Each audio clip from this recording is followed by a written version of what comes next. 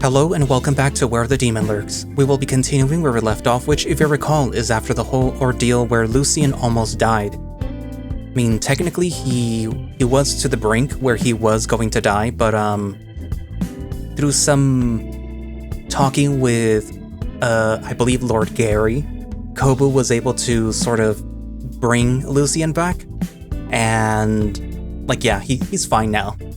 As you can see, he did explode, and this CG wasn't actually present when I read it. It was added after the fact, but now it's there. Another important thing that happened is that Morris seems to have found King, but he actually didn't because it's actually another demon, and I think it's just the one demon who's pretending to be King, but at the orders of another demon called Befogor, and they're technically working together, but I believe the demon's name is Mimica, is the one who is currently just doing this right now because, their orders are to take out Kobu because he is a great threat to the Underworld, even though he's not even working there anymore, even though he's technically gone and nobody knew where he was until now, basically. It's all Vendrick. Vendrick just wants Kobu gone because he is a threat to his rule. I mean, technically nobody likes Vendrick, considering that in pretty much every single route, I believe, Amari and Fortis and even Nox to some degree do not agree with what Vendrick is doing, but yeah, what can you do? The guy is the one that's ruling, and he kind of has power over you whether you like it or not. Anywho, I think that's pretty much it, so without further ado, let us continue the Lucian route. The brush of his bouncy hair against your chin, his slender frame pressing gently against your stout body, the sweet smell that reminds you of the sweets of the bakery. Your eyes water as you hold King close to you. Is this a dream? The alpaca tilts his head up and smiles. Ow! He pinches the side of your belly. That answer your question? King! Wah! Your emotions swell with your tears as you cry your eyes out into King's fleece. King! Wah! Lucian, who's been watching carefully from the corner, steps forward. His cold gaze falls on the alpaca. So you're the infamous King that we've been trying to rescue. Huh? Wah? Koba presses King's face into his mane, giving him no chance to answer. Kobu. Wah, King. Lucian rolls his eyes. Kobu, have some decorum. That's okay. This is a very sudden reunion. I'm just so sorry. Wah. Come over here. Lucian struggles at first, but manages to pry you from the alpaca with one strong tug. Still, you continue sobbing away behind Lucian. Your head is a mess with emotions filling it to the brim. Forgive me for sounding rude, but with all the rampant demon attacks, I need to know, how did you get here? How did you get into Kobu's house as well? I don't remember Morris giving you a spare key. Lucian shoots a look at Morris and furrows his brows. The boar doesn't respond. Whatever lightheartedness in the room is sucked away by Lucian's questions. Lucian, what's with all these questions? Mr. Morris over there is the one who saved me. As for the key, I didn't need one. The door was unlocked. Lucian looks to Koba, who's slowly recovering from his crying. Was it unlocked? Now I'm not sure. Lucian's pupils turn to the boar standing behind Lucian. Was the demon part true, Morris? Yeah, A twitch in the boar's right eye. I came across him in the hands of the freelancer demon. The battle was epic. The demon fought valiantly, casting curses left and right. My bacon was nearly cooked. Then I beat him, saved King, and brought him here. You finally stop sobbing to catch the end of Morris's sentence. Yeah, see, Lucian, it's all cool. Wait. Lucian points at the alpaca. Why did the demons bring you along? You were the only advantage that they had on us. King gasps. I wouldn't know. It was all so scary and it happened so fast. The alpaca's shoulders shiver as he hugs himself. Lucian is taken aback by King's reaction. Could his suspicions be unwarranted? Koba rushes over to King's side and holds him by the shoulders. That's enough, Lucian. Read the room. King just got saved. He's here and that's what's important. Lucian straightens his posture. If he is taken aback by your words, he didn't show it. You can't just take such a convenience at face value. We haven't even checked him for any magical traps. He could be a walking time bomb for all that we know. King shakes your hands off of his shoulders. The alpaca just smiles. Your friend's right, Kobu. I don't really understand, but it sounds like Mr. Lucian just wants to keep you safe. Please, Mr. Lucian, test away. I have nothing to hide. The angel summons a feather. He steps close and runs the feather along King's body. Hehe, it tickles. Upon completing the scan, Lucian clicks his tongue.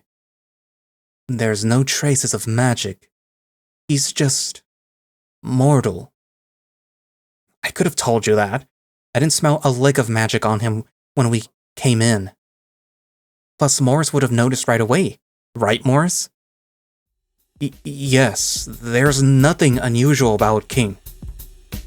The boar grips his head while swaying from side to side.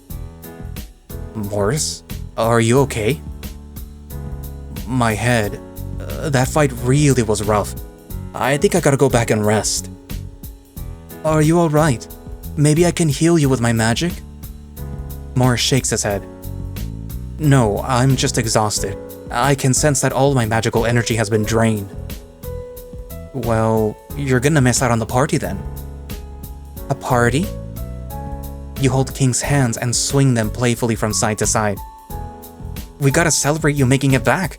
Let's order a vegetarian pizza, the biggest one, and oh, your favorite iced tea smoothie. Lucian cuts in between your merriment, his hands tucked behind his back.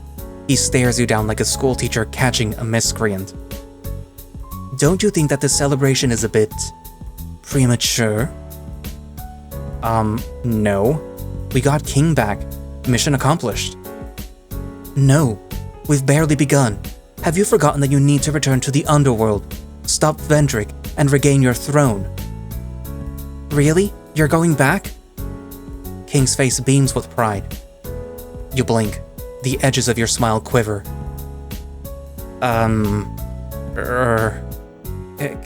Can we talk about that later? Lucian crosses his arms with a pout. You know what? Maybe it will be better if we all get some rest. I'm happy to be back, but I need some time to decompress from all this talk of magic, demons, and angels. Stay here then. I can be your bodyguard and keep you safe. Really? You'd let me stay with you? No. Go home. Lucian! Did you forget that he hasn't been home in weeks? I'm sure that he has things to attend to, especially if he has family. Isn't that right, King? Yeah. Mr. Lucian's right. I do have a lot of things to do at my apartment. Call me when you get back? If my phone isn't dead.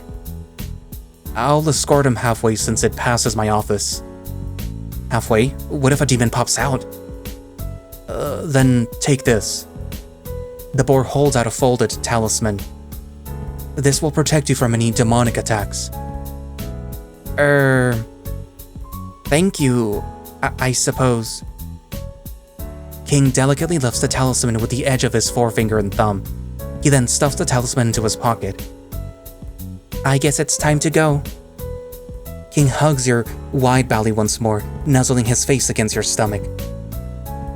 Oh, King, don't worry. This is just a goodbye for now. You stammer. King pulls away with open arms to offer a hug to Lucian, but the angel scowls at him. The alpaca retreats his hands and takes his leave with Morris. Lucian and you linger by the door. Pinch me. I might be dreaming. You are smacked in the butt by Lucian. Ow! What the heck, man? What was that for? Too naive. He pokes you in the nose. You've completely let your guard down since that alpaca appeared. You push Lucian's hand away. Dude, chill. We've checked, he's fine. Why can't you just take the win? You're dealing with demons. There's always a trick. You should know better than anyone. Hey, that... You wanted to call him out for the stereotype, but you recall that you are very much playing into that stereotype yourself.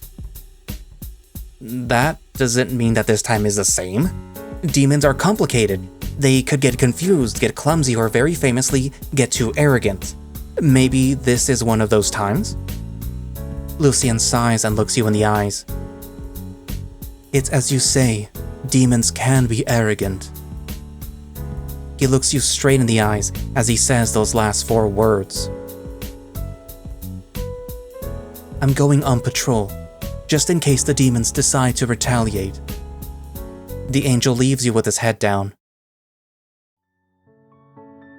Lucian flies across the town, his mind cluttered with disappointment and Kobu. Why can't he take this seriously? Doesn't he know that I'm just trying to keep us safe? I swear sometimes it seems like he cares more for that mortal than the greater mission. He flies over Dover Walk 2. Morris and King are spotted amongst the masses leaving work. Lucian lands on a rooftop nearby where he can continue to survey the 2 characters. Still, he continues to mutter under his breath. Even if one hair goes out of line, I'll get you. The 2 walk without speaking to one another until they reach Morris's shop. From Lucian's vantage point, he could only make out that the 2 are sharing a few words. Why didn't I learn to read lips? When their conversation ends, Morris goes up the stairs to his place of business. Just when Lucian's eyes dart back to where King should be, the alpaca is gone. What? Where did he go? He goes through every face in the crowd, but turns up nothing. What just happened?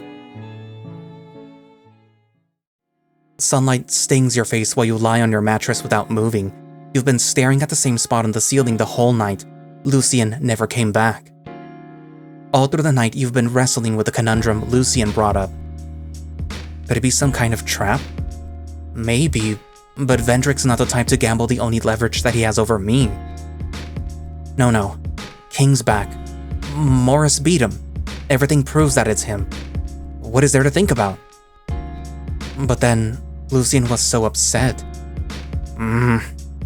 Why'd he gotta be so paranoid? Why am I even considering this? King's back, full stop. Life can go on again. No more magic, no more demons. Just us and a quiet life. You sit up, eyes wide, pupils shaking, and a cold sweat runs down your back. Just stop thinking. Huh? You get up to answer the door. At the slightest glimpse of the bright pink pompadour, you swing the door open fully. King! What? King, who is holding a large whole cake in one hand and a long knife on the other, falls forward, getting a face full of the celebratory confection. The kitchen knife in his hand zooms across your face, cutting through your mane before burying itself in the wall across from the doorway. Oh my Gary! King, are you alright? You help him up.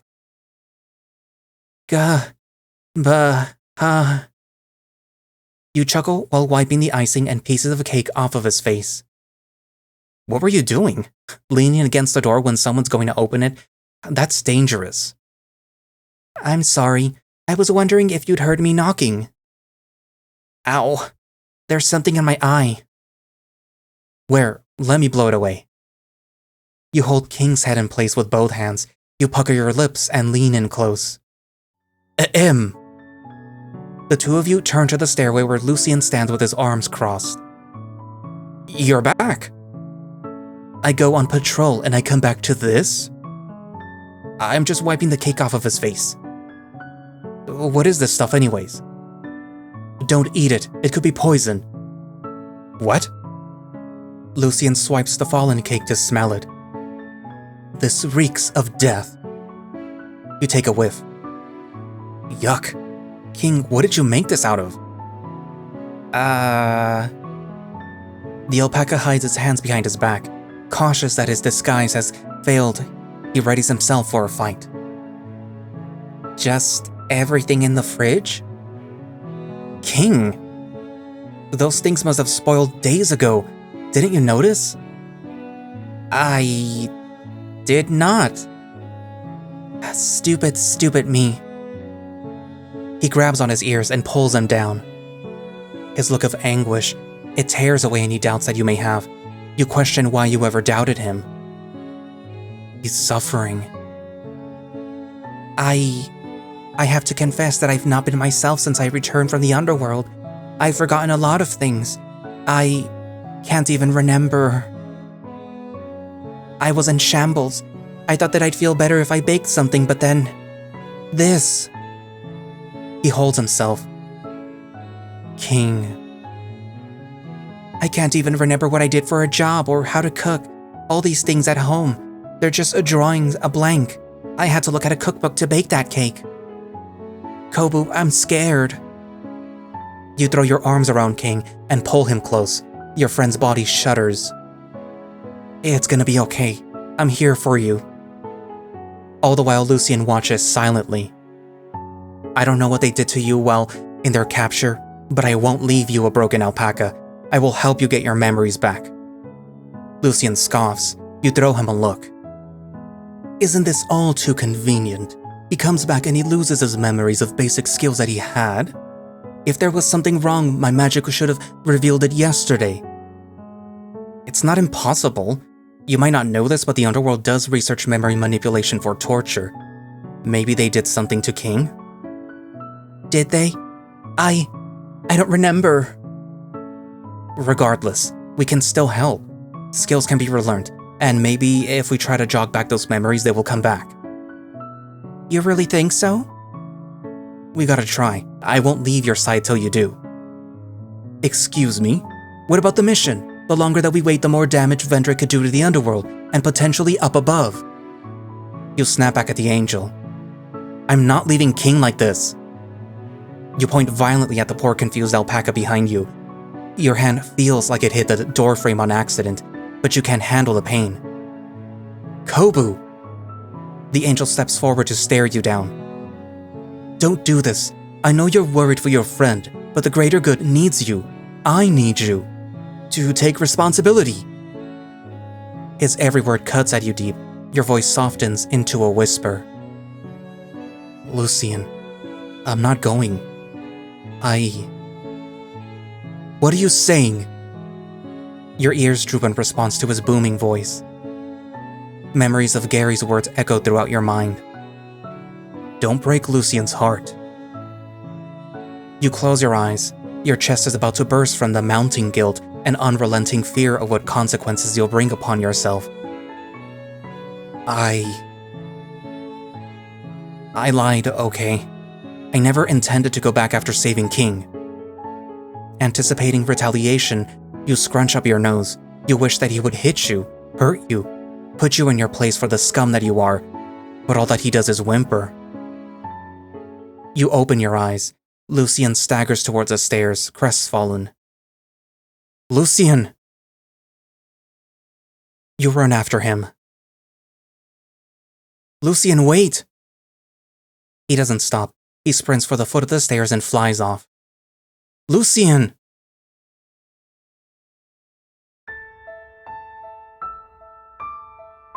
You click your tongue and curse at the ground before pacing back and forth with your head down. Maybe if I... No. Stupid, of course, this is what happens.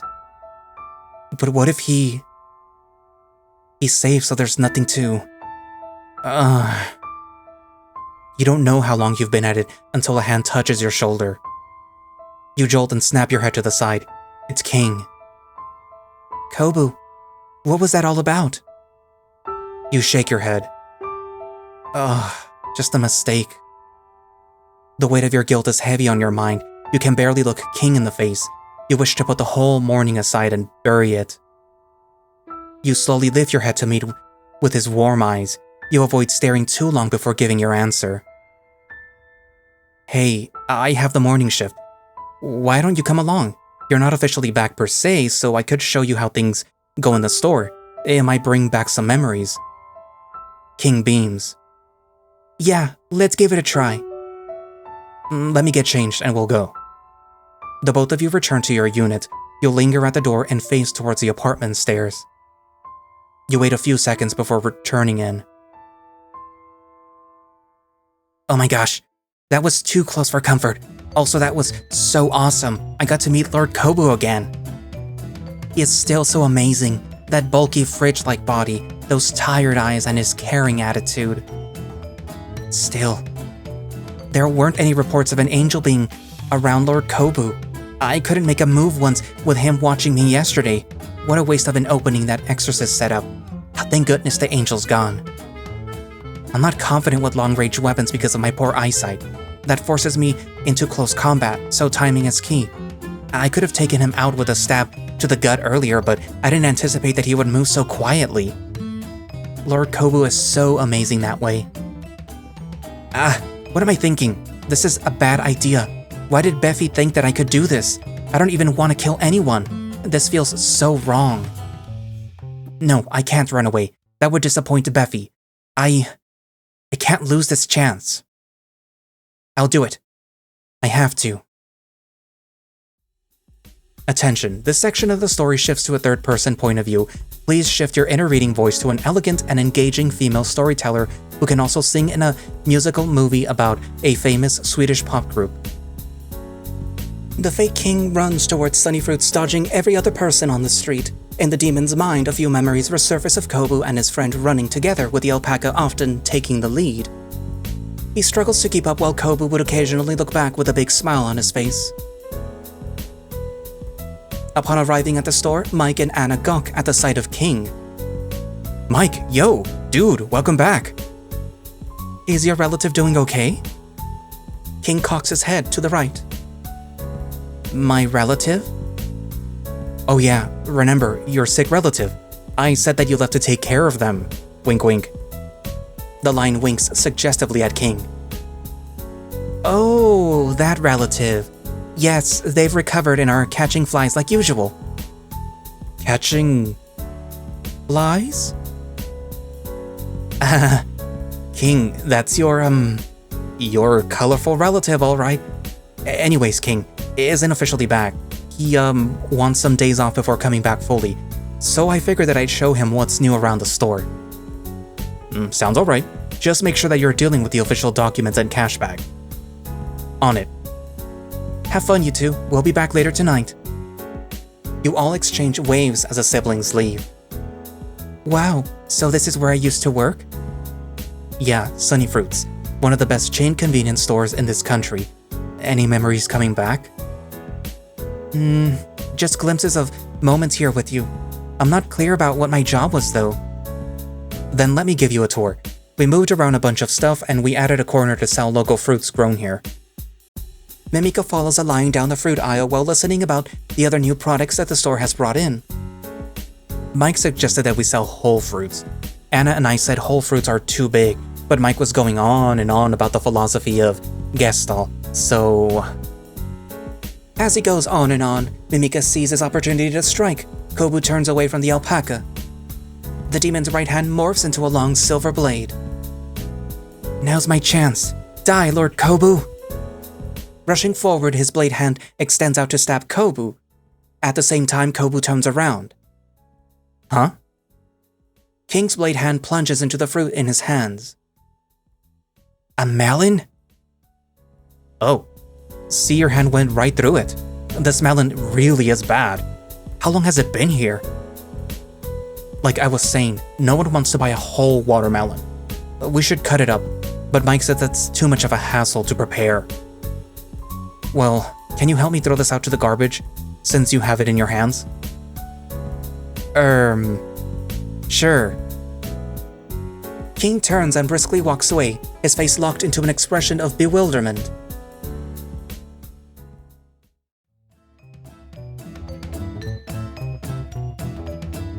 I can't do this, this is impossible! Also, that was amazing. He anticipated my attack and blocked it with a watermelon. No, wait, he obviously knows my true identity. He probably is planning to kill me first. No, that's not possible. I can copy anyone down to their presence. That must mean he has deadly fighting instincts that even he isn't aware of. That would mean that he anticipated the attack this morning. That's how he dodged it. What a terrifying opponent. No wonder Vendrick wants him gone. I'm doomed.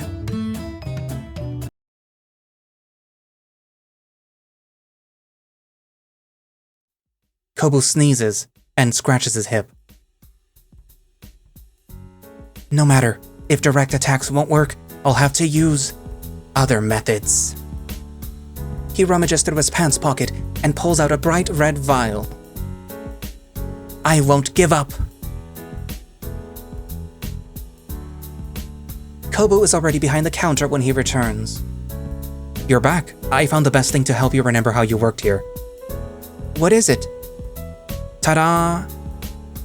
The Lion pulls out from under the counter the manual that King made for him. King accepts the book. He recognizes this book from Kobu's memories. I made this? Yeah. The demon opens the book in his hands and points to the message King wrote to Kobu. I read this over and over, and I think that I got a better idea of the job. Granted, it has been 10 days. The demon eyes the book curiously. He runs his fingers along the coarse paper as he paces. His forefinger glides along the written sentences to the adorable but crude drawings to their side. This mortal must have really cared about Koba to make something like this. King, are you okay? Huh? Yeah, I was just looking at it. It looks nice. Well, yeah, you put a lot of work into it. If it wasn't for this, I wouldn't have survived running this place as a manager in training. Koba puffs out his chest. He looks so majestic when he's confident. Well, we don't really have any other ideas. Here, I'll put up a chair next to the counter. You read and I'll serve. You got any questions? Hit me up. Okay. I suppose that I have to wait until I can enact my plan. Gosh, I'm so nervous. I really hope that it works. Overcome with nervous thoughts, King takes his seat and begins reading the book. A few minutes later, customers begin flooding in. Between reading and keeping an eye on his target, he takes momentary pauses to gaze at Kobu. As the hours tick by, his cautionary gaze softens to one of amusement. Come lunchtime, the store is closed. Well, let's eat in the staff room then. I'll get the food. Wait, you sure? I thought you don't remember how to cook. I don't remember, but I know how to heat up a frozen meal. Just get some rest in the staff room and I'll bring it over. Oh, okay, but I'm paying, alright? Kobu heads into the staff room, none the wiser. The alpaca goes to the frozen food section and pulls 2 spicy meatballs, heads for the microwave. A quick glance at the closed staff room ensures that his movements are hidden from you. He takes out the red vial and empties out its contents all over the meal. One more shot, no more mistakes. He places the dish into the microwave to reheat them. The machine's orange glow illuminates his menacing and stoic stare. The alpaca balances the piping hot meals without dropping it as he heads into the staff room. It's ready! Nice. Kobu is already sitting across the plastic square table in anticipation of his lunch. King places the poisoned bowl in front of his target. Stay in character. Don't let him suspect anything. King takes his seat across from Kobu. He smiles like nothing special has happened. The former demon lord is instantly drawn in by the dish in front of him, bringing the bowl up to his nose. He takes a deep whiff. Is it okay? Does he know? Yep, that's spicy meatball alright. I thought that I smelled something different in it. Oh, it's probably because you haven't had one in a long time. Makes sense. Koba grabs a spoon that comes with a bowl and mixes the sauce, meat and rice until it forms an ominous red mass. King gulps. Koba picks up a spoonful of it and digs in. Gah! Coughs erupt non-stop. Clutching his chest, he pulls away from the table and drops down. The former Demon Lord's face is obstructed, but you can hear him heaving for air. Drops of saliva start to coalesce into a small puddle. King watches in silence. No being can withstand the inferno that is General Fortress's 10 chili blend, a concoction so powerful that it destroyed the bodies of a great number of demons during the office sports day. This is the end of you. Koba sits right back up. Two long and loud noises in sync break the tension, a guttural burp and an unsettling fart. Smiling ear to ear, he continues munching on the bowl of food. Oh my Gary, this is so good. Convenience food is just when it comes to flavors. I mean, you get what you paid for, but this? Man, they must have adjusted the recipe for the better.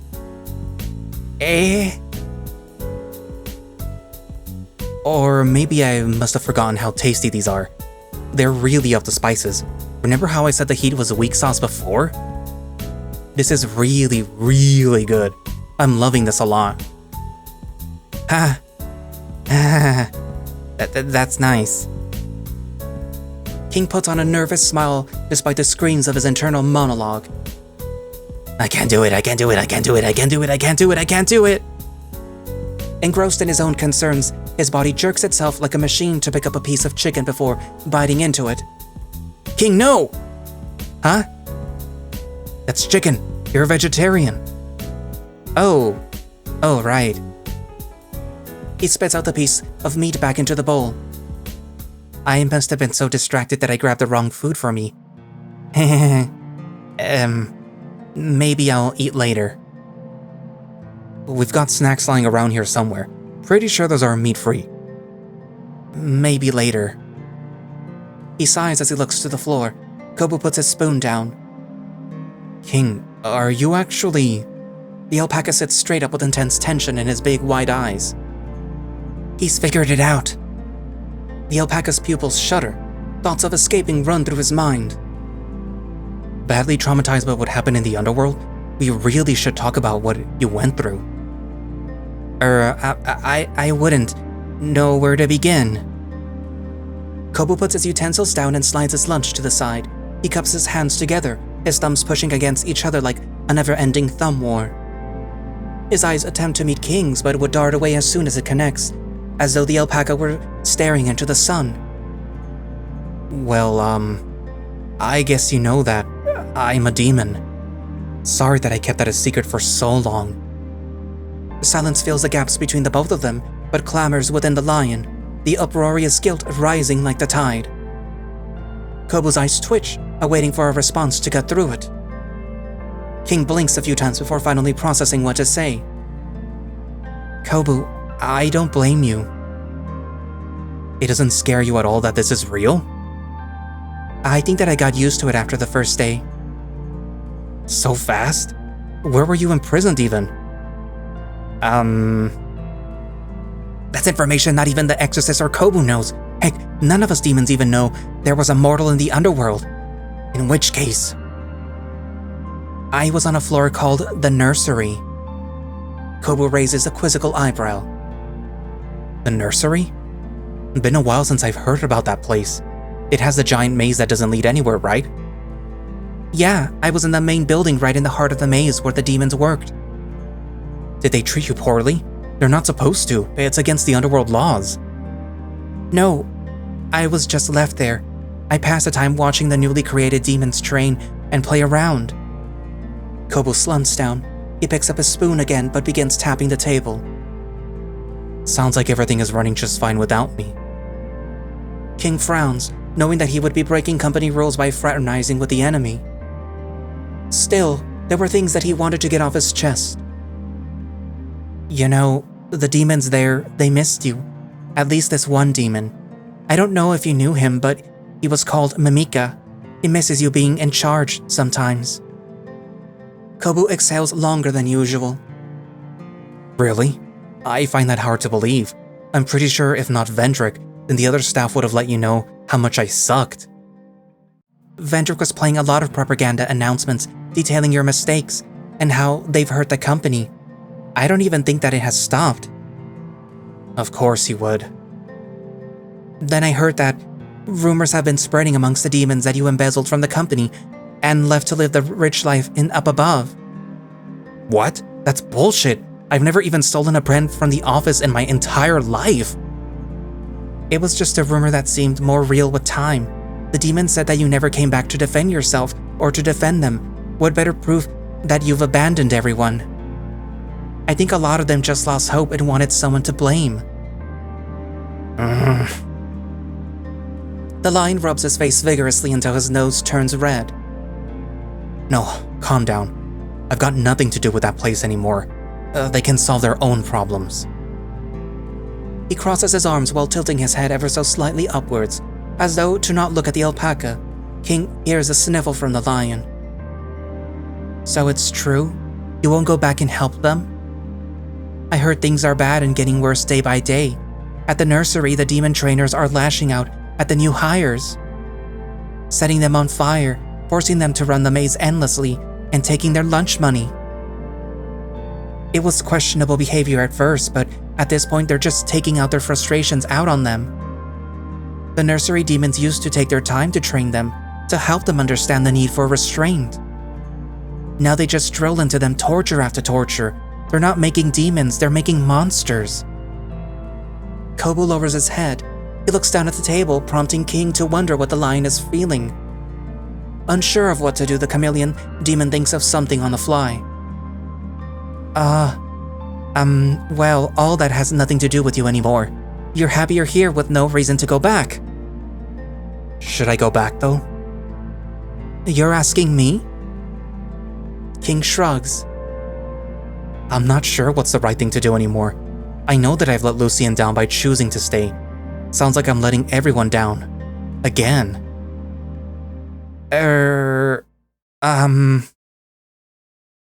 King puts a finger to his chin and looks around. Questions about life are not something Mimica is usually exposed to. Wait. Remain in character. There must be some memory about how this alpaca responds to such things. "When life gets tough, I bake." Stop. Is he some kind of lunatic? There were memories of him baking, but I thought that it was just a playful hobby, not some psychological crutch. How am I supposed to bake in this kind of situation? What even am I supposed to bake? In his confusion, he blurts out the first thing that he could think of. "I think that you can show me how to do some work around the store." The lion's shoulders relax. He blinks a few times at King's request. Sure, if you're up to it." A non-answer, but Koba appears satisfied as he sighs and finishes the rest of his meal. After lunch, both of them head back to work for some hands-on training for King during the quieter post-lunch session. The alpaca imposter, completely unaware of the shop's systems, is forced to learn everything from Koba. First, with sorting. No, you can't put the worms for fishing in the snack aisle. But what about the worm eaters? Won't they get confused? We haven't had any complaints before. Then replacing the hot foods. Remember, we gotta replace these hot dogs every 4 hours, while the hot puffs and other stuff items that are in the display case every 3 hours. Right, I'll bring the old ones for you to eat. What? No, throw them in the trash. But that's such a waste. Giving me indigestion is a waste too. Trust me, we tried that idea before. Lastly, as evening comes, so does the end of Kobu's shift.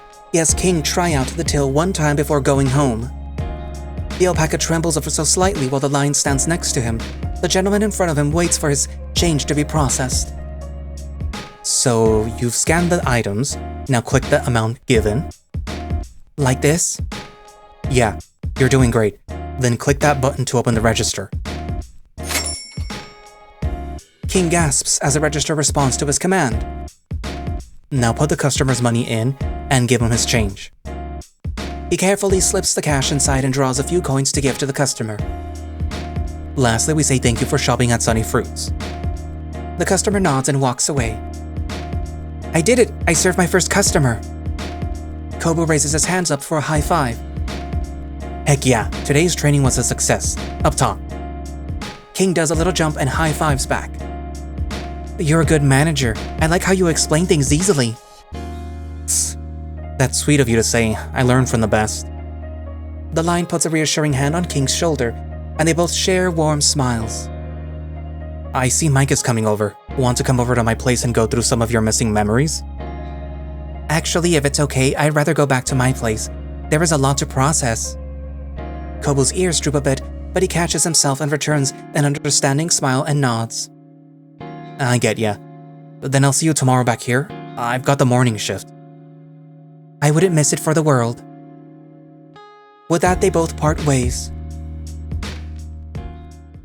Night falls. Away from Kobu, the demon takes a different form. Lord Kobu liked the meatball today.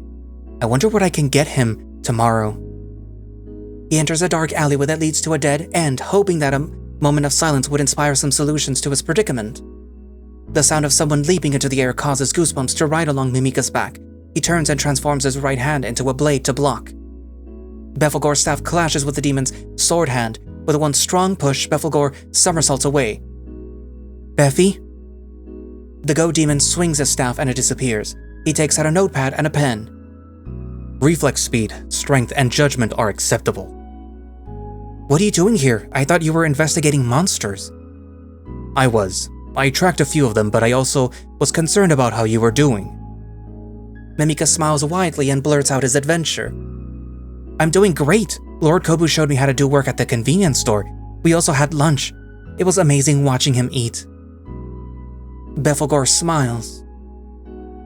It sounds like a wonderful time. It was. Is that why you didn't kill him in 2 days?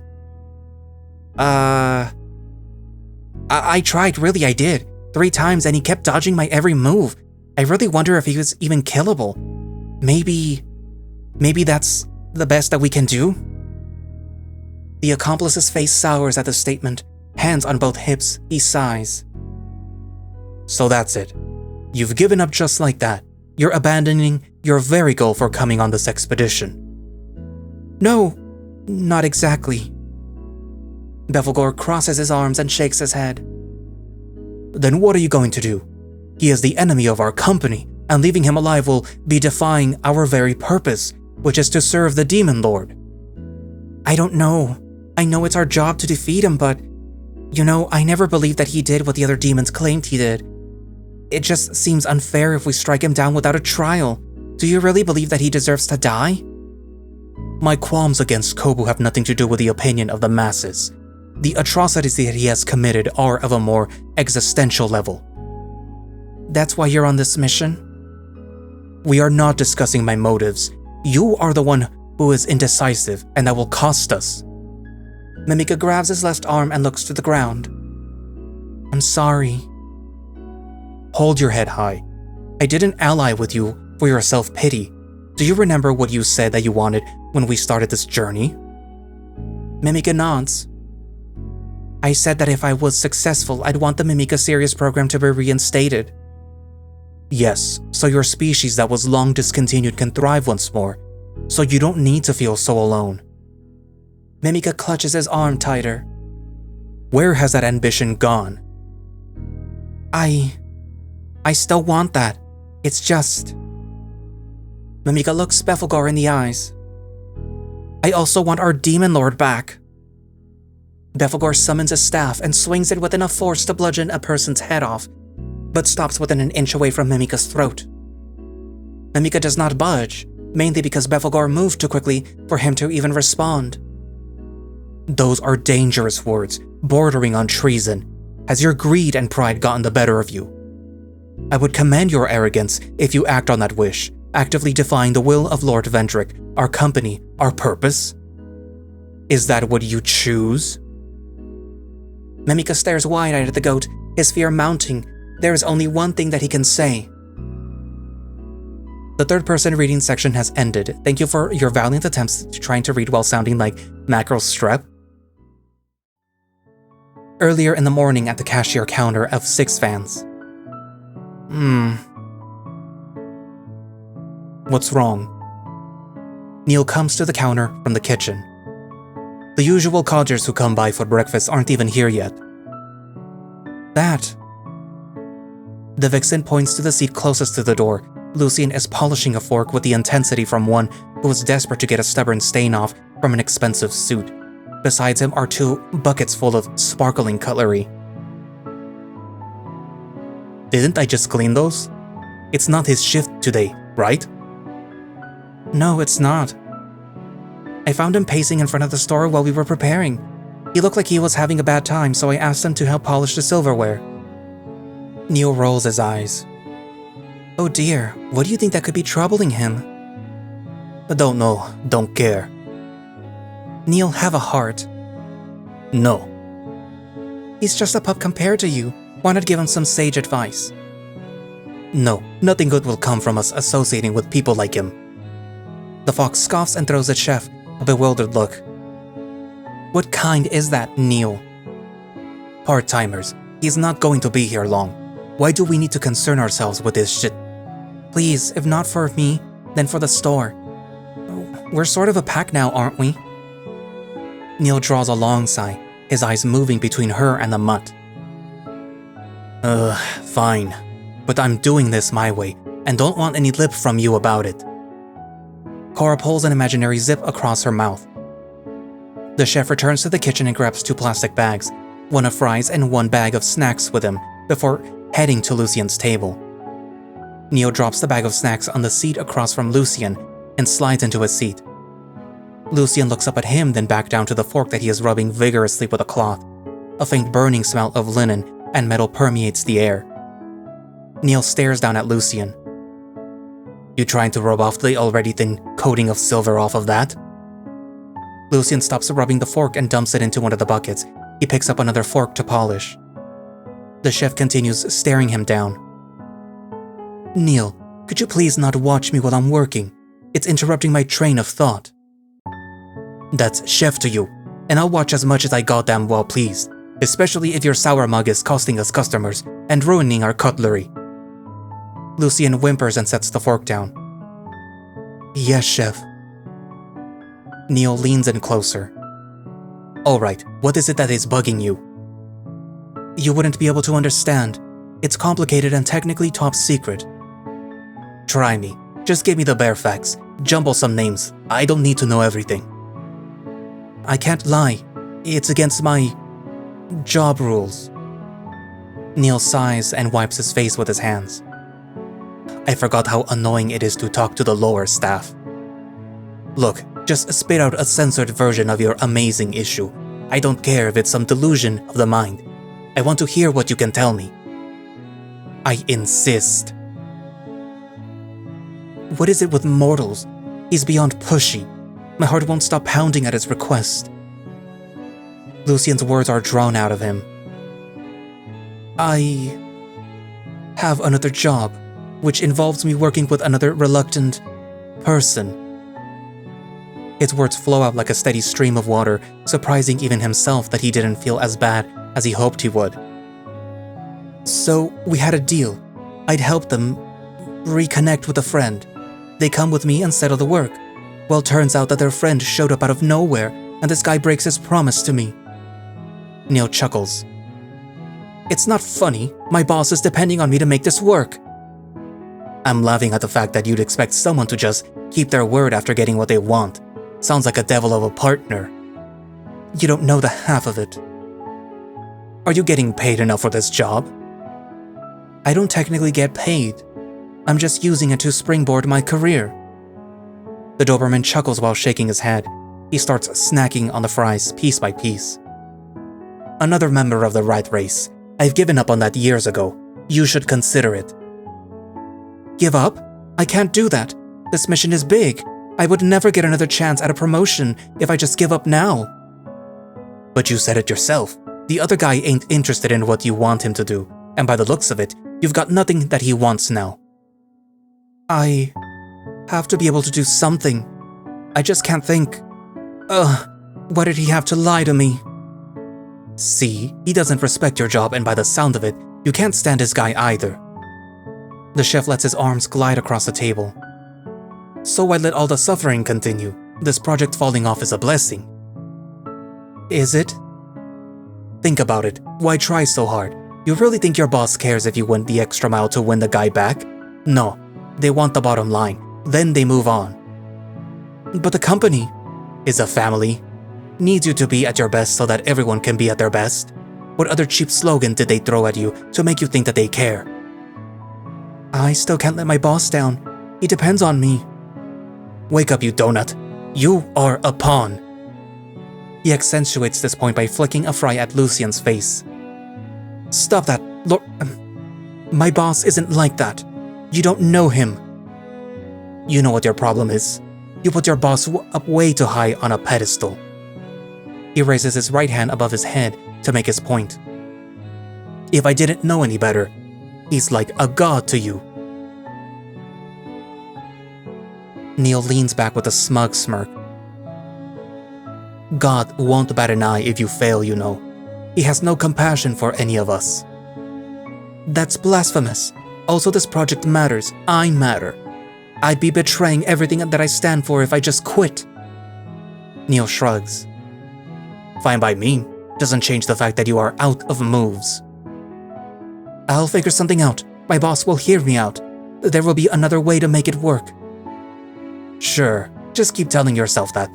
I'm telling you, your boss isn't going to care about how you feel. Well, if you're heading out, take these. He pushes a bag of fries and another bigger bag loaded with chips and sodas towards Lucian. What do I need these for? You don't.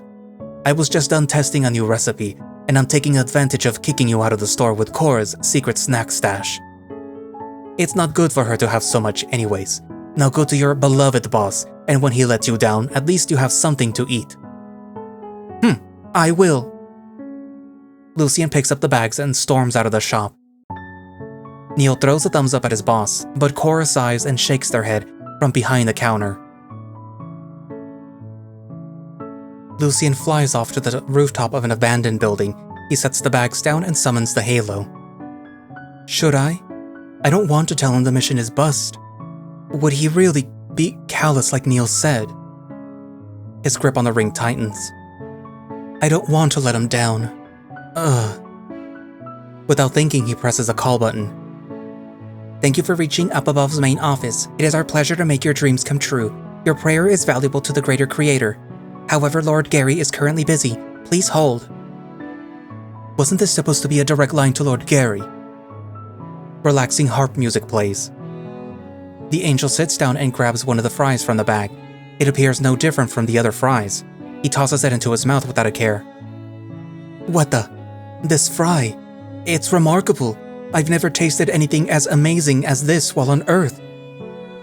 He takes several more pieces and bites into them. Truly, the ratio of salt to potato is so perfect that the angel isn't able to find a single reason to be disgusted by it. The joy of a tasty fry is fleeting. Just as quickly as it appears, his worries and fears about what he'll say to Lord Gary resurface. Hours pass by and the morning turns to afternoon. Hello? Hello? Lucian shoots up, nearly tripping in the process. Lord Gary, good day, your lordship. Sorry there, man. I was in a meeting with the Board of Angels, so I couldn't take the call. Is there something important to report? Yes. Well, it's not so much a report. What does a report even mean, right? This is more like, I guess, a funny story. Don't stall, Lucian. Right, Koba's companion has returned. The mortal? How? It would seem that the exorcist saved him from some demons that brought him over. Huh. And how does this further the mission of getting Koba back to the Underworld? He has refused to cooperate. He's been lying to me the whole time. He never intended to reclaim his throne. He confessed it far earlier than I anticipated. My lord, you knew? Oh yeah, Koba's been known to lie his way out of tough situations before. It's a bad habit of his. But he is Demon Lord, so I'm not surprised. The way Gary nonchalantly brushes off Koba's actions stokes a fire in Lucian's heart, a rage he's never known he is capable of. You knew all this time and didn't tell me? The floating ring backs away as though it's taken aback by Lucian raising his voice. Why let me think that he is willingly working with me? Why let me trust him at all? Lucian, is it some sick joke? Everyone else knew that he was playing me and you let it happen? Lucian, house! The skies rumble in response to God's anger. Lucian's tail drops and he hangs his head low. His body shakes, trying to hold his fears in check. I'm sorry. I spoke out of turn. You knowing about Kobu's true intention wasn't going to change a thing. I wasn't going to accuse him on a hunch. Him keeping a secret from you was just a statistical probability. It could have gone either way. Moreover, I had hoped that by working with you, that he would have changed his mind. The angel lowers his head. His body trembles like a newborn doe. His spirited rage falters just as fast, and his heart sinks to depths unknown. I'm sorry. I failed. Now is no time for self-loathing. There has to be some way that you can convince Kobu. I'm not worthy of your mission, my lord. Please, perhaps it would be better if I was replaced. Gary sighs as Lucian sniffles. The halo flies closer to Lucian. Its hollow middle glows yellow, then a brown, puffy paw sticks out of it, holding a piece of tissue. Lucian takes the tissue to wipe his eyes. Sorry, I know that this is unbecoming of an angel. Perhaps Sariel could handle this more gracefully. The halo floats back and the light fades away. From the other side of the halo, the ruler above taps his headphones in quiet contemplation. No, we're not doing that yet. The old me might have been happy with just some subservient surrender, but I promised myself that I wouldn't be the kind of leader anymore. Lucian doesn't dare to look up. Lucian, take a seat. My lord? Just sit. He does as he's told and sits cross-legged on the roof. The halo lowers itself. What are those bags near you? Lucian takes the bag of fries and shows it to the halo. Mortal food? Well, don't hog it. Share some with me. Is this really the time for this, my lord? Drop the lord for a while.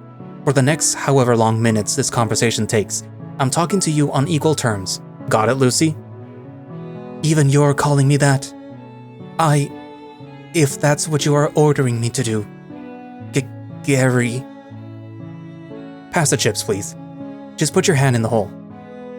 Oh. The angel grabs a handful of chips. The ring glows again and a yellow light forms in the middle of the halo. Lucian's hand goes through it. He feels a familiar soft, fluffy hand brush against his before it takes the chips away. I touched Lord Gary's hand. Lucian pulls his hand back and is mesmerized slightly by his own hand. This is good stuff. Whoever made this is amazing. It's been a century since I had mortal foods. Keep them coming, okay? Right, maybe it is best if you have the whole bag. I'm not hungry. Lucian pushes the entire bag into the hole. Much appreciated. Anyways, back to the matter at hand. What's with all the anger and sadness? Where's this coming from? Are you sure that we should be using our time talking about such things? Yes. Yes, we do. Gary. I don't know much about the nuances of emotions, but I'm pretty sure when people lie to you, they get angry. Alright, I get my part in all of this. But tell me, is this really just because you were lied to? You understand my reasoning, yes? Lucian scratches his head. If it was anyone else, maybe it wouldn't have mattered so much. You're my creator. I trusted you to be honest with me because I look up to you. I can't help but feel betrayed. This on top of the fact of finding out Koba was just stringing me along for his needs. So you know what? I am extra upset because the two people I trusted lied to me. Then I'm upset at myself for feeling this way. Kobu, I could somewhat understand, but you? I don't want to be angry at you. I know I'm not supposed to and it hurts me that I can't stop feeling this way. Alright, okay. Now we're getting somewhere. A minute of silence that feels like a good hour passes. Is something wrong with me? The other angels, they don't have trouble carrying out your wishes. They're happy and content as they are. Yet I am questioning your ways. I wouldn't know. As much as you and the other angels are my creations, your thoughts and feelings are your private treasures. At least that's how I've started to think of it since I reincarnated. Although I don't think everyone is as perfect as you make them out to be. We're divine beings, we aren't supposed to be moved by such trivial things. Which means I'm defective somehow. True, but little is known about angels and demons' capacity to learn to appreciate the living condition. That, or it could be the mortal body that you're equipped with. So, you're especially attuned to these feelings. Lucian puts a hand to his chest. The beat of his heart pulses through his hands. He hears Gary munching on the fries from the halo. Every crunch tickles his ears. So what do I do now? These emotions, they'll just get in the way of the mission. They might, but I encourage you to listen to them. What? Why? Do you know of Lucifer? Yes, the #1 angel who was Angel of the Century multiple times. Do you know what happened to him? I heard he retired after the Great War. There is no retiring for an angel, Lucian. He was my top staff even before this version of me came to be. For all his greatness, he harbored an anger deep and strong enough that we clashed blades. He fought you? And I struck him down. In hindsight, there were many opportunities that I could have brought on a different outcome, but I was not the god that I am now. The one thing that I am sure about is that keeping your emotions bottled up will only lead to ruin later, even for an angel. I fear my emotions would lead me down to the same path of destruction. Then we will face that destruction when it comes. For now, take a listen. Ask yourself, what do you need right now? Lucian nods. He takes a deep breath and focuses on the pain in his chest, a stinging heat that makes his eyes water, a twitch in his left arm. Then fragments of memories in the days past coalesce into a slideshow in his mind. The first time Lucian met Koba. The times that they shared a meal together. Kobu's determined eyes when they invaded the cult. The night that they shared each other's memories. Lastly, the pain of Kobu's choice this morning.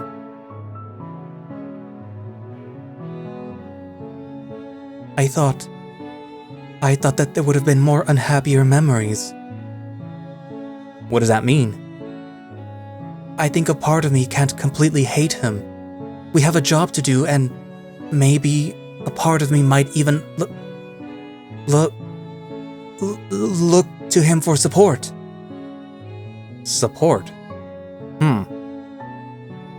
Lucian feels Gary's judgmental gaze through the halo, but offers a meager smile back. Fine. At least in the end, you still haven't given up. But that doesn't mean that I've forgiven him. He still needs to apologize. Of course. He of all people should understand when punishment is due. Does that mean that you forgive him? Don't tell me. It's best that I don't know. As for Koba, you mentioned a punishment. Yes, a lengthy scolding for being dishonest. Yeah. Would you be against the use of a whip and a rope? Come again? I'm just testing some materials that I'm using for my creative writing essay. Or, the Weekly Souls book club here. So, is that a yes to the whip and rope? I don't know. Potential maybe. Okay, I think that I've processed this enough. You know what you need to do next? No, not really. All I have is a hunch that there is more to this king than meets the eye. Perhaps a fresh set of eyes will offer insight. You mean Morris? That depends. I trust your instincts. Lucian gets up and the ring follows. Thank you, my lord, for your counsel. His chest fills with admiration for the one he serves, more so than usual. Good luck, Lucian, and thanks for the fries. The halo deactivates and vanishes. Lucian takes the bag of snacks with him and flies towards Morris's shop. Lucian arrives at the entrance to Morris's shop. He calls out from the doorway. Morris, I brought some snacks. I was wondering if we could talk about King. No answer. Morris? The angel reaches for the doorknob, but the door isn't even closed properly. He swings the door open and it hits something on the other side. Lucian pokes his head through the opening. Morris lies on his stomach, unmoving. Morris? Lucian pushes the door a bit more to let himself in. He flips the boar over and holds his torso up with one arm. He puts his finger in front of the boar's nose. He's still breathing. Lucian heaves Morris to the sofa and plops him onto it. He quickly summons a feather to scan Morris's body. Come on, come on. What is it? The feather does not respond to anything. What? It's not a curse or a spell? Then what is it? He flips and unflips Morris's arms, legs, front, back, but there is no point of attack. Lucian backs away while holding his head in frustration. Come on, it isn't a curse or a spell. What could it be?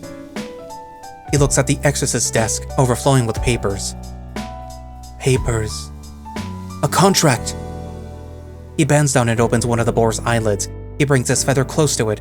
Ink-black lines spread across the boar's pupils, forming a pentagram. Lucian lurches back. A demon contract. I knew it. With a wave of his feather, the contract projects itself in the form of an ancient-looking parchment of paper. Lucian searches for the terms of the contract and reads them. This contract dictates the signed will obey the following term without question or awareness of this contract. The demon Mimica is king. The signee saved Mimica from a freelancer and will present Mimica to Koba as his friend. After presenting Mimica to Koba, the signee will return home and will remain unconscious upon entering said home until Koba is killed. No harm shall come to the signee's body or mind during this period. Lucian gasps. Koba's in danger! Wait, I need to free you first. Come on, work fast, Lucian. Lucian begins the arduous process of breaking a demon's contract. His fears of failing to reach Koba mount with every passing second. In your apartment, it's 5 minutes to 11 o'clock. You sit in front of your half-eaten cup of combini bolognese spaghetti in a semi-stupor. So much has happened in the past day and a half, any attempt that you make to resolve the issue with Lucian and King in your mind just gives you a headache. You pull your knees up to your face and press your forehead against it. Lucian. You pull out the phone from your pocket. The call is from an unknown number. Without saying anything, you answer the call. Hello? Koba? It's me. Are you free? Can we meet? There's something that I want to talk about. King? Why are you calling from an unknown number? It was a spur of the moment. I left my phone back at home. Look, I have something to discuss. It's about me and my memories. There's something that I need to tell you in person. You immediately think that this is strange, but are willing to accept that your friend is not completely himself due to the recent events. Okay, where do you want to meet? He picks a location in front of 6 fans. The shops on that street would be closed by now. You arrive at the empty street. Only the streetlights illuminate your path. In the middle of the street is King. A pillar of light shines from the lamps. He notices you and waves at you to come closer. You came. Yeah, well, you called. What's this about, King? Koba, I have something to confess. Hang on, the one-on-one meetup? The quiet street? Are you gonna confess your love to me? Your hands twitch and sweat, your knees wiggle and your arms feel like cement. King sighs. You feel like throwing up. No, not on King's jacket. You'll get combini spaghetti all over. You frown. Get back! Lucian's shout can be heard above you. You look up to see the angel plummeting from the sky at high speeds with Morris in his hold. For attack! He throws Morris in your direction. King leaps away swiftly. Wait! Morris's landing attack also casts a powerful wind spell, knocking you back. The wind creates a wall of dust and sand, shrouding your entire vision. You get up dazed and confused. What the fuck is going on? Morris, with his back turned to you, raises an arm. Stay back, that's not King. Lucian lands next to Morris. He summons his bow and points it in the direction of the dust cloud. That had been the imposter demon Mimica the whole time. Morris, keep Kobu safe while I deal with him. Whoa, wait, Mimica? Ah! The dust settles. King no longer stands in front of you. Instead, it's another Lucian. The Lucian across from you also has his weapon drawn. He speaks first. Get away from that Lucian, Kobu. He took advantage of the confusion to run over in my form. How convenient. We all saw you jump that way. You're the faker. I can't believe that we're really doing this. Well, back away. Let the real Lucian deal with it. You and Morris fall back further. Your mimicry is impressive, but let's see how well you do in battle. They both raise their bows at each other and fire. Their arrows of light fly across the sky and hit one another right in the middle. The arrows explode in brilliant light. The Lucian across the street fires consecutive arrow shots while closing in the distance. Meanwhile, the Lucian closest to you swings his bow, deflecting the oncoming arrows. Now within striking distance, the Lucians launch a kick at each other. Their limbs clash with equal force, canceling each other out. Rah! Take that face off! Lucian 2 throws a punch, but Lucian 1 manages to block it. They continue exchanging blows with no side taking the advantage. We can't just let them keep going like this. There has to be a clue about who's the real Lucian. Beats me. I just woke up from a coma. Okay, first, stop fighting! Your loud yells cut through the violence. Both Lucians stop thrashing one another and look at you. Alright, that's it. I've been tricked and I'm pissed off about it. But this isn't going to get us anywhere. Can't we stop fighting and just talk this out? You can't. The instant that we let our guard down, the Mimic will strike or escape. You have to figure it out now. I vote for him. The Lucians push each other apart and continue circling one another. I can't take any chances. I'm taking out the big guns. Morris claps his hands and begins chanting his spell. What? That's insane. You can't even tell us apart. That's what an imposter would say. Blast him. That's rich coming from you, charlatan. You look ridiculous with that hair. Did you know that? No way in heck would I be caught styling myself like that. Oh yeah, well, I can't tell your jewelry is as fake as that nose of yours. Ugh, my nose isn't that big. Lucian 1 rubs his nose and scowls back at the doppelganger. Oh, that's low. Blast him, he's the fake. No, him. Morris finishes his incantation. A pillar of flames forms between the boar's hands before it condenses into a shining molten ball of light. I'm ready. Who am I shooting? I need to know which is the real one. They're both physically similar, but there has to be a gap somewhere. But what will the real Lucian know? With immense pressure building, only one question comes to mind. If you're the real Lucian, tell me what you really think about yourself. Both angels look at you dumbfounded by your question. Obviously, I'm the superior angel. My skills are unmatched. I'm not good enough. You raise your finger and point at the Lucian that said, I think considering the conversation that Lucian just had with Gary, I think that he would be the one feeling that he's the superior angel. And plus, Lucian can't lie. So, like, he would say that he's the angel. So, like, yeah. Morris fires his spell. Its magic penetrates through the chosen Lucian's body, a spell of pure purification, forcefully ripping Mimica out of the host's mortal body. The demon's form is blasted through, leaving a hollow hole where his chest once was. Mimica falls to his knees. The real Lucian runs to your side, but you head forward and grab the angel's hand, bringing him towards the fallen demon. Kobu, what are you doing? Helping him. I'm not letting him be destroyed. Even after all the deception, you'd still care for your foremost staff? You crouch down. The fallen demon takes on the form of King. His eyes have lost all the shine that they once had. Lucian puts his hand over the demon's wounds, as do you. You channel what little magic you have into Lucian's hands. The angel's curative magic begins to work its wonders. pieces of the demon's body begin to reform like broken shards glued back together. Lord Kobu. Stay still. We're working as fast as we can. We need to treat you or you can't go back. You're always helping me. I always knew you were a good demon. Mimica's body shimmers. You take it as a sign that he's about to fade out of existence. Stay with me, Mimica. Don't you leave just yet. We're nearly there. Keep talking. I'm thankful. I got to see you one more time. I never got to thank you properly.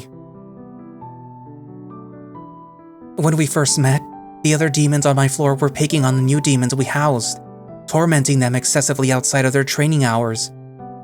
I had told them off, and they took my name tag and threw it under the fridge in the pantry. My kind, we were created to be the perfect copycats, but we had one major flaw. We would forget who we are if we don't remember our original forms after a while. Many of my sisters and brothers, they forgot themselves throughout the years.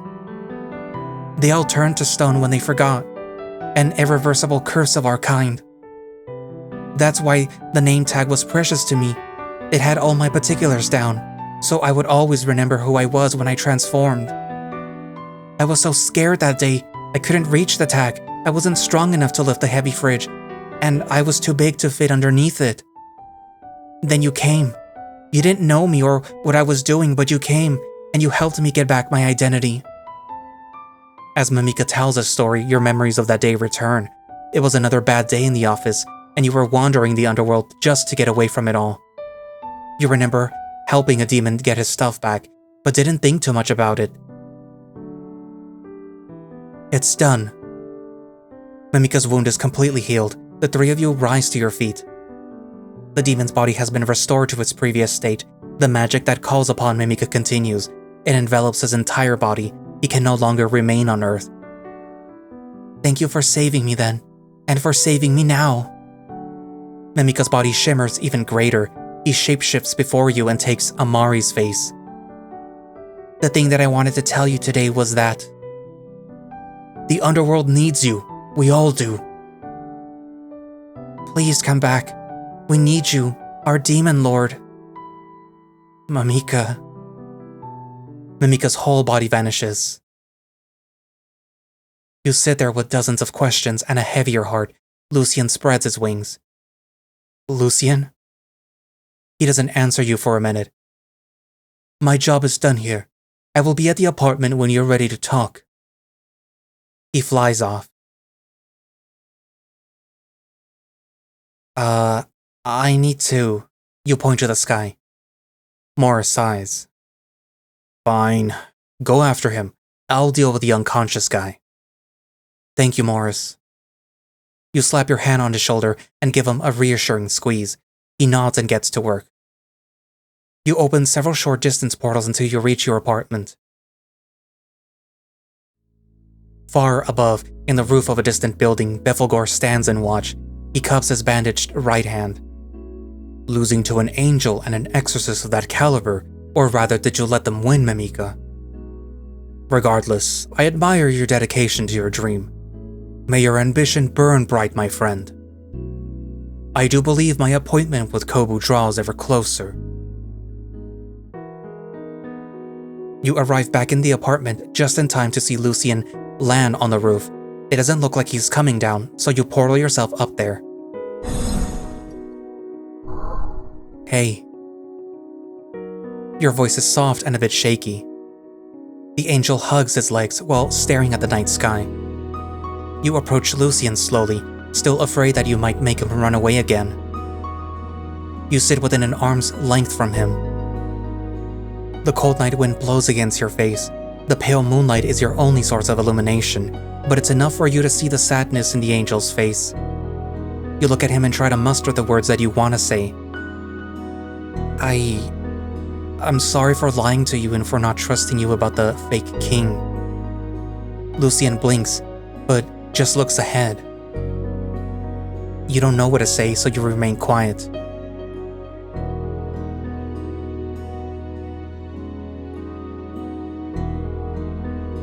The numerous stars hanging up in the sky, how you wish one of them would strike you down now. You... Yeah? Were you ever going to tell me the truth? I wanted to, but you needed King back first? No, I mean... Yes, but also... It's complicated. I need to save my best friend in the world, but I also don't want to give up the peace that I've had for years. You don't know what it's like having to have an insurmountable life purpose thrust upon you before you're even born. To be the one everyone expects to surpass a legacy so tall as my father's, then to fail at it over and over and over again. Not even the Demon Lord can stand that kind of guilt. So you still don't want to be a Demon Lord again? I honestly don't know. I keep questioning if I'm making the right choice. Do I go back? Don't go back? It's all just... I can't even say that I was so sure about my answer when I thought that I had King back. After Mimica, I'm even more lost. Lucian nods. You're really bad at making choices. But you chose me correctly tonight. It was a gut choice. I'm glad that it was the right one. I don't know what I'd do without you.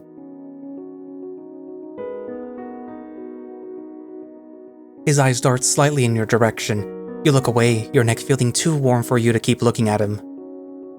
You're just saying that because you need me to get your friend back again. I won't lie, that's partly true, but also... You've always been looking out for me. I know it's partly your job, but... I don't know, I think... I like being around you. You keep me safe, even from myself at times.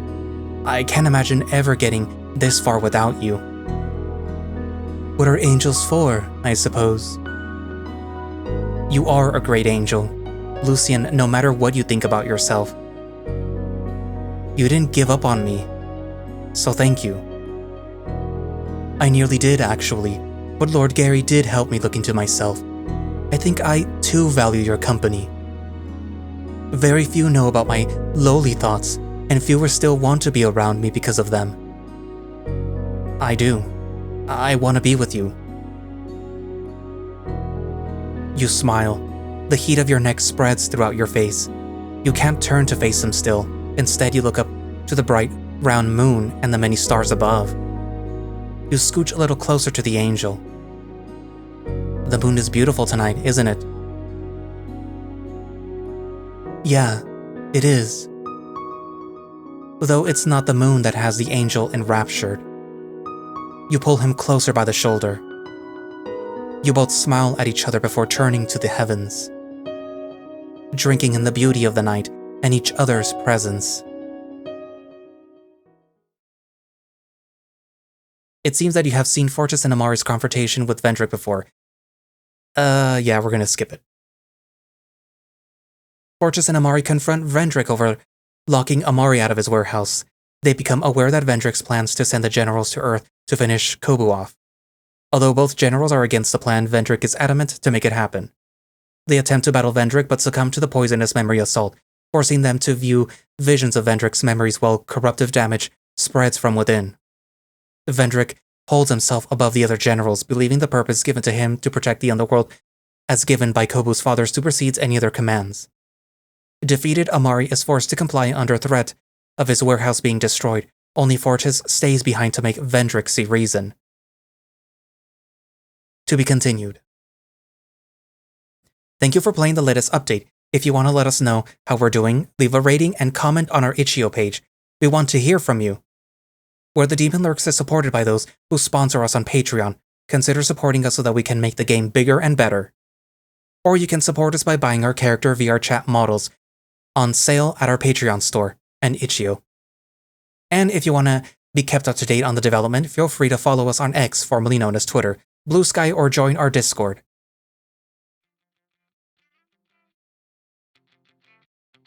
So this should be the credits, right? Also, it's probably better to buy the VR chat models if you plan to buy them on Patreon because if you buy them on itch.io, they hold their money like longer. They're like holding it hostage. So like, yeah. Anyways, so yeah. I kind of feel like there's a sort of parallel going on between what Lucian was going through and what Mimica was going through, where they both didn't want to fail their respective bosses slash friends. Well, boss with Lucian and friend slash kind of colleague slash leader with Mimica and Bethelgor. And it also kind of shows that it isn't just Amari and to a small extent Fortis, and maybe even to a tinier extent Nox, that there's dissent amongst the demons, that not all the demons are just falling in line with Vendrick, that there are some of them who are sort of like, yeah, we don't really like what's going on and we kind of preferred it when Koba was still back. And Vendrick is just running everyone ragged because he's sort of like demanding a quota for these demons. But it's like, well, first of all, the souls are finite. And second of all, it's like you can only run them ragged so much before they just break down, because it's like, dude, these demons are people too. So like, yeah. And it's causing these demons to also take it out on other demons. So like, yeah, like that's bad. You're making a toxic work environment. I also kind of feel that Vendrick is misconstruing what Kobu's father asked of him. So, like, yeah, you know, he asked you to help him run, well, not run the Underworld, but like run it in a good way. And now you're kind of running it ragged. You got rid of Kobu's father's, well, you got rid of Kobu, who's the son of the father, instead of trying to help him. And yeah, like he was kind of a slacker, but like at the same time you could see that Kobu was having trouble himself. So like, yeah, like help him. Don't just be a bully. But yeah, you know, it happened already. Kind of have to get rid of Vendrick now. And I'm kind of believing that somebody is actually taking advantage of Vendrick too. Also, I forgot his name. The Doberman, the white guy, the white Doberman. I kind of feel like he might be something special, because when he kind of forced Lucian to tell him what was going on. And I kind of remember that whole little I insist, the way that the little words worked, that it also that has been done before by somebody else. So like, yeah. So maybe he's a mythical creature too? I don't know. Anywho, what else? Also, it's kind of obvious that each route is setting up their respective route-specific characters, like in this one, Lucian, to sort of develop feelings for Kobu, and Kobu in return. Because, like Toast, it was obvious from the very get-go that Toast really liked Kobu, but then he had like that moment where it's like, wait, do I actually like really like him? And then sometimes the interactions between the route-specific character and Kobu, it's like, oh, they're getting a little close. And even now, like, Lucian was about to say the L word, you know, not lesbians, the other L word. But yeah, so like it's kind of obvious that these characters like him. What else? I don't know. Oh, also, like, I don't know if I already said it or not, but I had to record this twice, and I'm hoping that the second one is good, because the first time when I was recording it, I did something stupid. I like messed with the audio for myself, and that ruined the recording, my voice. It added like this crackling sort of staticky noise that I tried my hardest to remove in post, and it just would not go away without ruining the rest of the audio. So I like dialed everything back down. I am using like the barest of settings, so that if I have to do anything else extra, I can do that in post instead of during the recording. So like, yeah. What else? let's change this now. Did you know that you can change it? In here? I'm gonna put this one instead. I could put like one of these. I know these are cute, but like, I like the Spider-Man meme reference. But anyways, so yeah, what are your thoughts? What are your thoughts about what's going on in the Underworld right now? What Koba has to do? Should he go back and save everyone? You know, because sometimes you have to do what you don't want to do. You know, it is technically still his job, even though he was kicked out. I have been watching way too many Korean soap operas that it's like, oh, the heir to the company was kicked out, but now he has to work his way back in. And then he has a love interest too, who's pushing him to go back in. But yeah, anyways, the most recent one that I saw is your royal nemesis, or my royal nemesis, Shasege and Shinsori. Anyways, but what was I saying? Oh yeah, so what are your thoughts? Write it down in the comments, and thank you all for watching/listening. If you would like to play Where the Demon Lurks, you can do so by going down to the link in the description, where it should have a direct link for the itch.io page where you can download and play the game. If you would like to support the project, consider joining their Patreon, which gives you earlier access to the builds of Where the Demon Lurks. And if you would like to buy some of the merch, then they do have some merch on Popper and Press, and of course they do have the VR models. So like, with the VR models, if you buy enough of them, or if we buy enough of them, because I already own the current 3 that are out. There's 3, right? Yeah, that's Kobu, Toast, and Lucian. Yeah, I already own the 3 that are out, so I just need more to be made so that I can have the whole collection. What was I saying? Oh yeah, if you want to buy merch, they do have merch. And I think some of it is already going to start to make it over to the US. So like, if you go to cons in the US, you might see it there if Popper and Press has a presence again. There's also some presence in Latin America too, you know. What else? If you would like to support the channel, consider becoming a channel member. It gives you earlier access to these videos as they're being scheduled, and it does support me. Like, any form of support is appreciated, but like, yeah, like, you get earlier access to the videos. This is being recorded on the 17th and should be out by maybe the 18th or the 19th. We'll see. I know next week I'm going to be very busy, so I better have it done by Sunday. So yeah, like, support. If you can't do the whole channel membership, I do have a Ko-fi, so like, any form is appreciated. So like the video, subscribe to the channel if you haven't already, and I also have a throne in case you're feeling overly generous. Anyway, so I guess that's it for now, and I will see you guys in the next video. Bye-bye.